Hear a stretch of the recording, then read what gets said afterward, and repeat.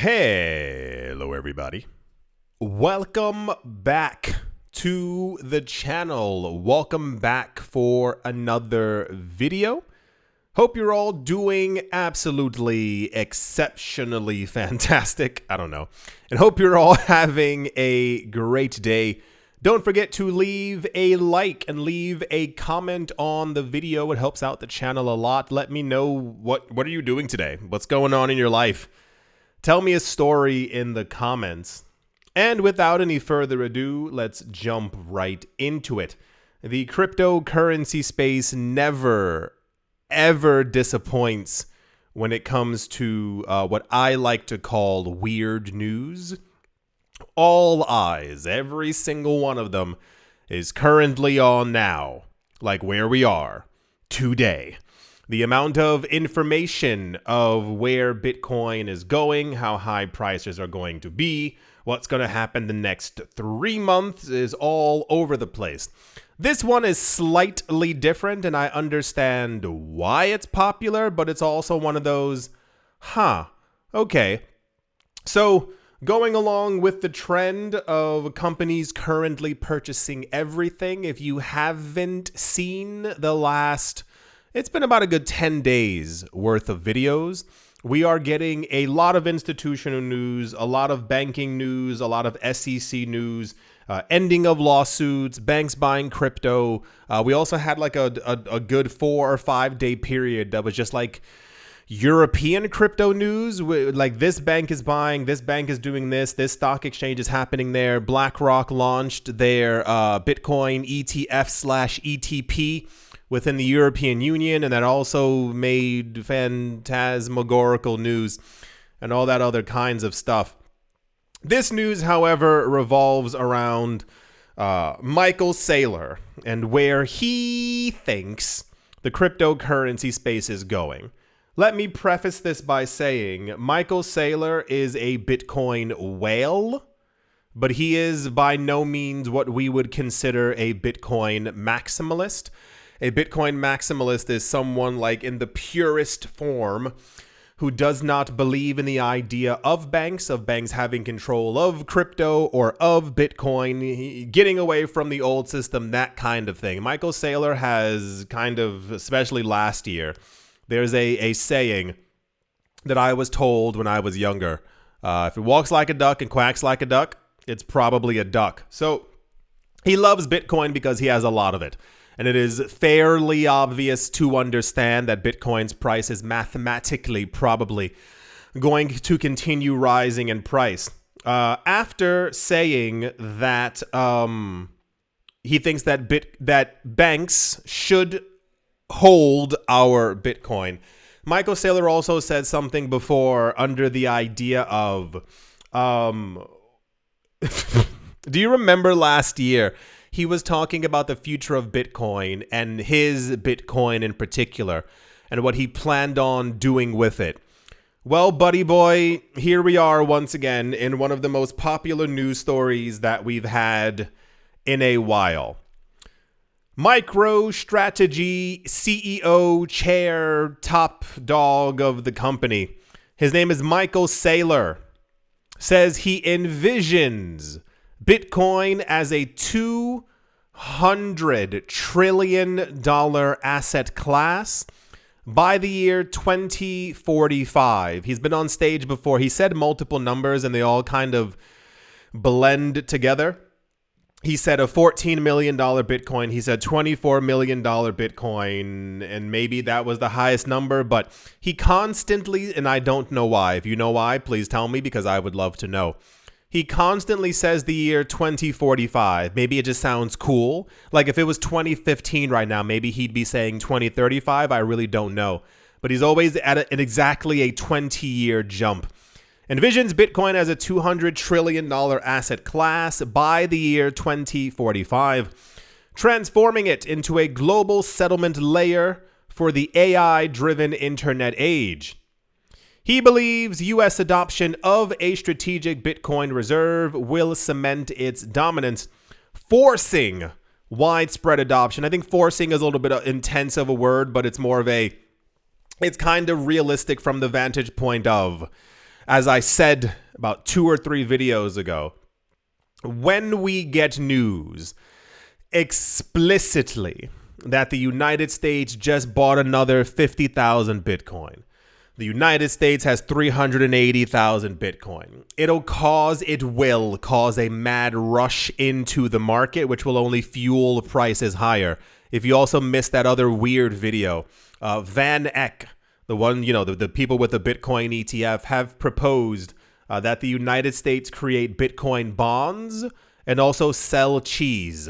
That's not a joke. They said the US should sell $4 billion worth of cheese to buy more Bitcoin. And it's like, okay. MicroStrategy has leveraged 33 billion US dollars to amass over 500,000 Bitcoin. It says using innovative financial instruments. No, they issued debt against their own company. It's not, it's not that special, but it worked in their favor, at least for right now, to fuel its corporate Bitcoin treasury and financially engineer a self-sustaining price escalation cycle. Cool it, buddy. You guys are a little bit too... All right. Saylor suggests burning his Bitcoin holdings will bestow economic immortality. I don't know where these people get this stuff from. I don't know if someone's writing, if there's someone like behind him holding up like a sheet of paper and like, hey, say this weird thing. So last year, it became a bit of a light kerfuffle within the space after people realized exactly how much Bitcoin this one company was buying. It was, people like, wait, that's a lot of Bitcoin. I've been saying it for a number of years. I would love if hundreds of millions of people shared in those 500,000 Bitcoin, but alas. So then he said he thinks that anyone who doesn't trust the bank is weird. And then people were like, well, the point of Bitcoin is not to trust banks. And he said, oh, I did not mean that. I meant this. And then he said that MicroStrategy is trying to become a bank. And I was like, oh, okay, now it's all making sense. One of the ideas, as far as we know, as far as we have ascertained, is that MicroStrategy would begin to lend out their Bitcoin to other companies and institutions looking to do whatever they wanted to do. If you're envisioning this thing becoming a $200 trillion asset class, well, who's going to benefit the most from a 200x? It's the company who has 500,000 Bitcoin now, as they're currently on their trek to try and acquire 1 million Bitcoin. And then it came up somewhere in the news that his final feat for the world, his thing, instead of giving the money away, or because that was also the first, don't forget this, that was also the first proposal. He said that he would give his money away and basically, allow other people to bathe in the richness of Bitcoin. And in that video, I was like, rich people don't give their money away. And then he mentioned burning his coins. If you don't know what that means, it's basically sending it to a wallet address that has no capabilities of sending coins, so the coins would only go into the wallet address with no way of coming out.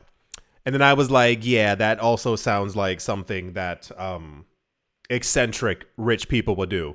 Anyway, the point is, yeah, he talks about burning his Bitcoin to give him economic immortality, in that I think we are supposed to in some ways like kiss his toes and be like, oh my gosh, thank you for giving us economic immortality and all your smartness. The article says it's the year 2045. Digital assets move at the speed of light. AI agents interact millions of times a second using Bitcoin as a base currency. Bitcoin is now a $200 trillion asset class, a settlement layer for the AI age of the internet. I don't know where that came from, but for some reason, very wealthy people are pushing this idea of like AI agents and like AI doing our grocery shopping, like not like a robot, but like AI just knowing what we need and Sure. And then crypto people kind of push it one step further, talking about like, oh, also, this is also very Bitcoin maximalisty, is like just it being Bitcoin.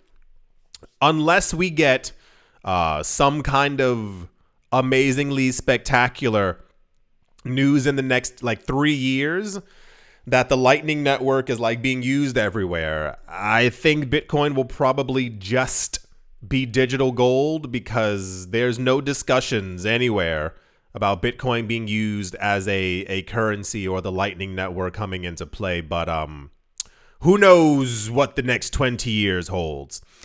This is the future imagined by Michael Saylor, the executive chairman, blah, blah, blah, blah, blah. Saylor pioneered the Bitcoin corporate treasury, turning his flailing software firm into a NASDAQ-listed $85 billion leveraged Bitcoin powerhouse. Some of those words are probably red flags. CoinDesk sat down with Saylor. They call him Bitcoin's ultimate maximalist. If you don't know who the actual two final bosses of Bitcoin are, it's Jack Dorsey and Jack Mallers. These are probably the two actual purist Bitcoin maximalists as far as we've been able to tell. Michael Saylor just has a lot of Bitcoin. A maximalist is like a pure, like, anyway. They had a 2-hour interview. Hot dog. Since the elections, Bitcoin's maintained the market cap was a proxy despite dropping 20 years. United States went into an operation checkpoint. Government engagement as curious. Saylor said, apparently, he let us in on some like interesting information. Apparently, he's so popular right now. Saylor said he is fielding invitations to speak at elite gatherings. Wow. Apparently, these elite gatherings are South America's 100 wealthiest families want him to speak, Middle Eastern sovereign wealth funds, Morgan Stanley's prestigious tech conference, CPAC, and the White House. He has gone from encouraging corporations to adopt Bitcoin treasuries to advising nation states on establishing strategic Bitcoin reserves. That I definitely, I'll tell you honestly, I think that's obviously all true. I've been saying that for how many years now? All these people know each other. There's this really odd misconception. Remember when we heard in 2018 that BlackRock was getting into crypto, but there was no like concrete evidence? And people were like, yeah, but like we didn't hear them say it. And I was like, you don't need to hear it. And then also in 2023, when we heard that BlackRock was working on getting a Bitcoin ETF, and people were like, yeah, but you know, like BlackRock hasn't bought any. You understand, maybe you don't know, like really wealthy people, they all hang out together. I'll give you a little, how do I say this properly? It might be like a bit of a weird story. So I know someone who recently, in the last couple of years, has done exceptionally well for himself. And by doing really well for himself monetarily, he has found out that in life, a lot of the friends that he had, he has nothing really in common with. In that, if you're listening, hello, friend. I doubt he is, though. He's usually traveling and stuff. The point is, he's found out that when he goes to dinner with friends who he went to school with or he knew 5 or 6 years ago, they are discussing that they can't pay their rent, or this has become too expensive, or they tell him things like, yeah, did you see the prices in the supermarket? They're really expensive. This guy's bought like 6 homes recently, or like, you know, real estate that he's like renting out or whatever. And he's traveling all the time, and like money is no longer really an object to him. He's not making like billions per month, but he's making a good enough figure per month passively that he literally never has to actually work again. So me and him were discussing, this is a true story. Me and him were discussing, and he was saying how like he doesn't know like what to do when it comes to like dating, because everyone he talks to, they're talking about different things that he no longer like fits. He can't really relate to them. He was talking to some old friends who were, you know, he hadn't seen in years, in about 5, 6, 7 years. And they were talking about like, yeah, like they're looking for like roommates and they're looking for so-and-so. And he was like, I can't relate. So he's now, you know, you kind of begin to magnetize to other people who kind of do the same exact things that you can do. He's traveling all the time. So a lot of the friends who he's making, and this isn't a joke, they'll call each other, hey, you going to be here by any chance? No, I'm not doing anything cool. And then they go to Italy for like 5 weeks together because, you know, this is just what they can do. So when you talk about like real wealth, a lot of the misconceptions around money, especially from TV and movies, you know how like a lot of times you'll see like a movie and it's like a really rich family. And then at some point the father comes home and he's really sad. And then behind him, there's like all these like agents or whatever. And they're like taking everything. They're like repossessing everything. And he's like, yeah, we're broke. To the common person, that makes sense. Oh my gosh, like, yeah, you know, he has $1 billion in the bank. It's all gone. The family's clearly broke. That's not how real money actually works. You have 30 million in real estate. You have 20 million in gold. You have 50 million in the stock market. You have 20 million in Bitcoin, 1 million in a bunch of other coins. You own companies and factories, and there's no real way to actually go broke. That's what actual wealth is. But to the common person, especially within the cryptocurrency space, and I say this from the vantage point of someone who reads what people are saying on Twitter, on the internet, there's this weird idea that like if you hear Michael Saylor saying it, but you don't hear blah, blah, blah, blah, blah say it, well, then only Michael Saylor's paying attention. No, all these people know exactly what's going on. The issue is that they might only have $500,000, $1.5 million, $3.7 million worth of Bitcoin because they have other things that they're dealing with. But now we're in the realm of like they're paying more attention and they're trying to figure out exactly what allocation should they have to this asset class.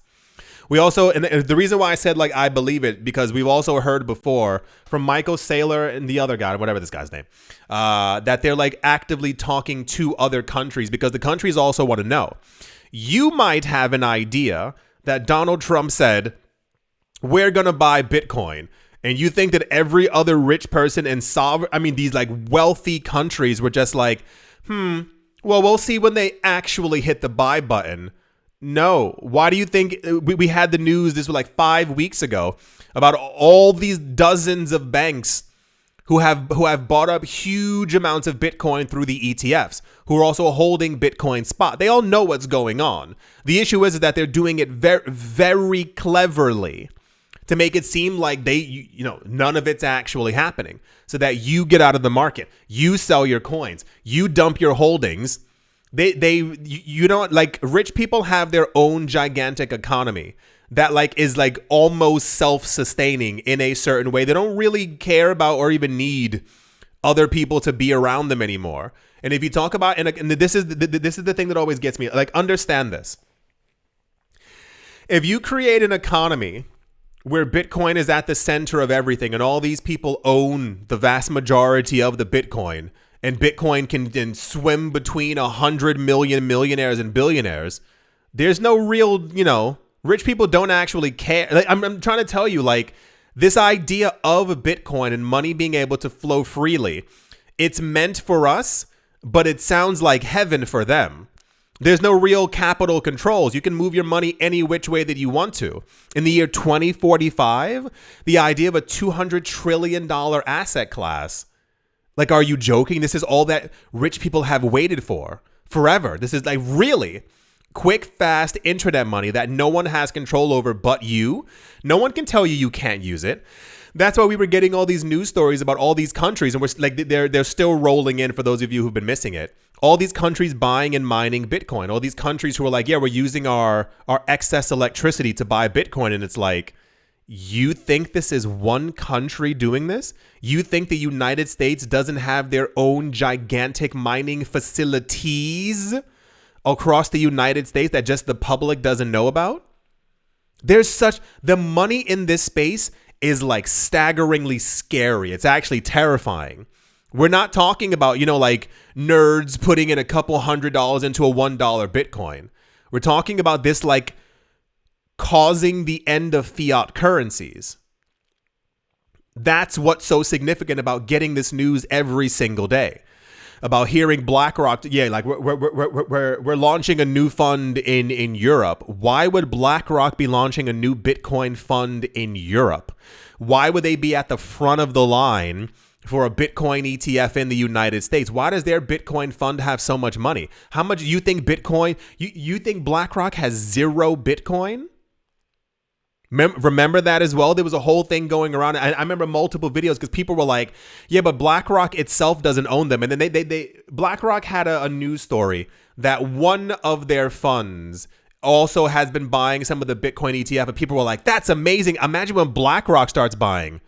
Were you born like 5.5 hours ago? Not even yesterday. That's way too long. These people they're absorbing all the Bitcoin.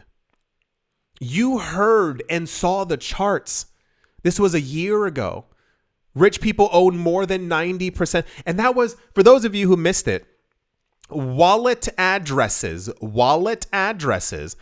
that had more than 1,000 Bitcoin control 90% of the Bitcoin supply. Those are all those rich people. And people go, but why do they have so much Bitcoin? Well, they were buying for the last 16 years while every single time there was a market drop, you were buying shoes and clothes and you were buying all these other things you didn't need. They were buying up the market.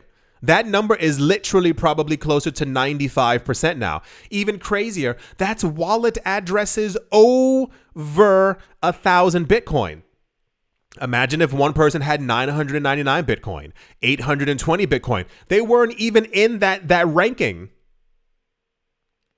These people, they all know each other. They all went to the same school. They all went to the same private schools. They all know each other. They're buying everything that's literally meant for the public. Bitcoin was created for 8 billion people. These people have figured out there's about a good 30, 40, 50 million people on the planet who have 1/100th of a Bitcoin, 1/10 of a Bitcoin, maybe 300,000 Satoshis. And they go, okay, cool, that's enough. All the rest is for us now. You heard that America is going to be buying Bitcoin. And there were people online in my comment section on Twitter. Well, Bitcoin's price is going down. I guess it didn't work that much. You have no long-term growth vision at all. It is simply just today for you. You see nothing else. You get these news stories. How can you, it's not even being bearish.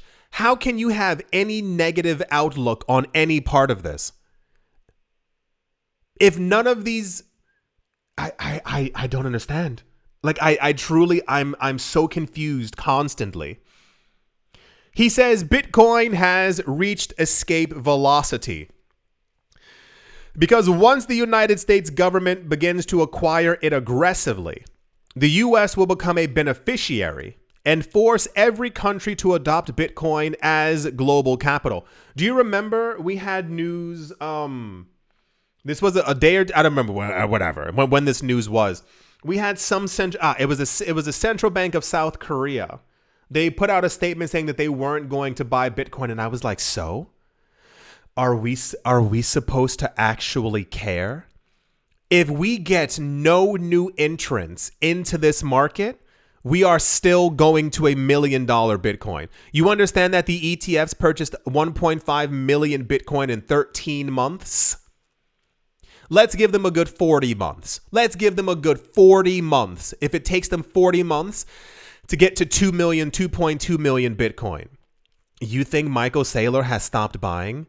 You think Metaplanet has stopped accumulating? You think Jack Dorsey, Jack Mallers, that they've all stopped? You know that there's a huge, gigantic mining consortium in Texas and also in Alaska and also in Canada. You think they've all stopped mining Bitcoin? You think the central banks who are currently buying it have stopped? You think the 100 wealthiest families in Latin America have gone, wait. We can't buy anymore. Like, no. Of course, they've been buying all this time. Do you remember? This is years ago. This must have been 2015, 2016. I was looking at the market because I didn't know what it was. It interested me, but I didn't know what the heck I was looking at. And I told you I used to go to all these They weren't like conventions, but they were like meetups and gatherings of like Bitcoin enthusiasts. And I told you, I'll never forget this. I sat next to this woman. She was sitting by herself, and me and her started talking. Like, where are you from? Where are you from? Oh, that's cool, blah, blah, blah, blah, blah. And I was like, what are you doing here? She's like, trying to learn some stuff. We spoke for like another 30 minutes. My friend was running around getting Bitcoin stickers and all this other stuff. He was having fun on his own. And I was talking to her, and she was like, I actually work for like a number of like very wealthy families. I'm trying to figure out what Bitcoin is. And I was like, oh, that sounds kind of cool. One family had given her $5 million to basically do with it as she so chose, like for her to choose what kind of investments to put their money into. And she was looking for a way to like put $5 million in. This was 2015, 2016, to put $5 million into Bitcoin back then on behalf of one family.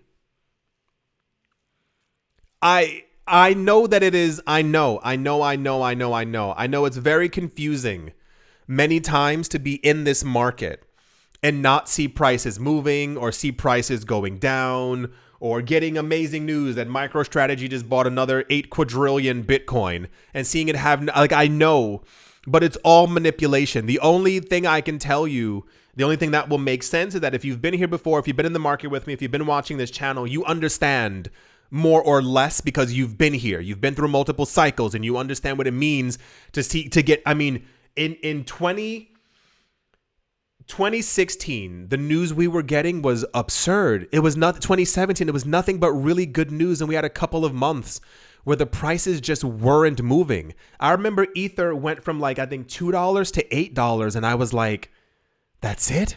Like nothing was happening. And the prices went down back to $6. Like this is just part of the cycle. But this is something completely different because it's no longer Jack Dorsey talking on Twitter. For those of you who missed it years ago, he was talking about that he had like a certain amount of Bitcoin that he was able to buy per day through one of the apps, one of the buying apps. It's like we've gone past that. We're talking about countries now. All these people work together to make sure to buy at the lowest price because they know that the supply crunch is going to push prices higher. They know that at some point Bitcoin is going to get to 420,000 US dollars per coin and retail's going to rush in. You are going to have friends. You are going to know people in the future. One, do not ever tell anyone how much Bitcoin you have. Not only from a paranoia standpoint, but it's also no one's business. That's still kind of a thing in crypto, especially on Twitter, where people keep telling other people like, yeah, I finally made it to a quarter Bitcoin, 0.75. And I sit there and I'm like, these are strangers. You don't know these people. You would never. Do you walk into work and tell people how much money you have in your bank account? When you go out for lunch, do you tell the person making your sandwich or your burrito bowl, guess who has 15K in their bank account? Why would you do it? Stop bragging to people. It makes no sense. No one has to know. Why would anyone have to know how much money you have? People don't need to know how many investments you have. Imagine you get lucky enough at some point in life and you own 5 investment properties. You're going to skip down the street telling everyone how many? No, why? Why would you do that? Secondly, you are going to know people in your life who at some point will be giddy. They're going to be really happy because they own 12,000 Satoshis and they're going to tell you, can you believe how many Satoshis I have? Man, I got in right at the right time. And you're going to sit there looking at them like, oh, wow, that's cool. I told you to get in about 7 years ago, but I'm glad you finally got something. I wish more people understood how and when I say life-changing, I don't mean from just like, oh, you're rich. I mean like you realize we're witnessing history. Like this is the world and life changing around us forever. This is the changing of the guard. This is the changing of the money. And we get news about it every single day. That's what I think is the craziest thing. Every single day. Not some days, every 24 hours. You get this crazy kind of news. So, yeah, I mentioned before as well, this entire idea. Once once we hear and get proper news, the US just bought 8,000 Bitcoin. The next Monday, the US just bought 16,000 more Bitcoin. It's game over for every other asset. Like, this begins the hyper Bitcoinization. Like, this is the start of it. You're witnessing it. Like, it's happening right in front of you. So, yeah. This, of course, made popular news. It's Michael Saylor. He's talking about the Bitcoin reserve. And then he's talking about burning all of his Bitcoin. Do I think he's going to do that? Not a chance in any galaxy. Those coins, I don't know if he has kids, but I assume it'll be given to someone. He's not burning. Michael Saylor has over 6 figures in Bitcoin. He has over 100,000 Bitcoin that we know about. Those coins are probably being looped right back into the company. Yeah, $200 trillion asset class. It's going to happen. It's just a matter of if you're going to be a part of it. That's the most honest thing that I can tell you. Because remember, never forget that Reddit post from years ago. There's a post online on Reddit where Bitcoin, I think, went from $2 to $20 or something and then fell back down to $3 and went back up to $12. And there's a guy on Reddit, he's like, oh, just sold all my Bitcoin. I'm so glad I got out of that bubble. And it's like, you do that, sir. You do that. Well, I sincerely hope that you have all enjoyed. I hope you all are having a great day, a great morning, afternoon, evening, wherever you are, wherever the heck you might be. I do hope it is absolutely fantastic. Thank you all once again for watching, listening, liking, commenting, and supporting, and I will most certainly be talking to you all soon. See you.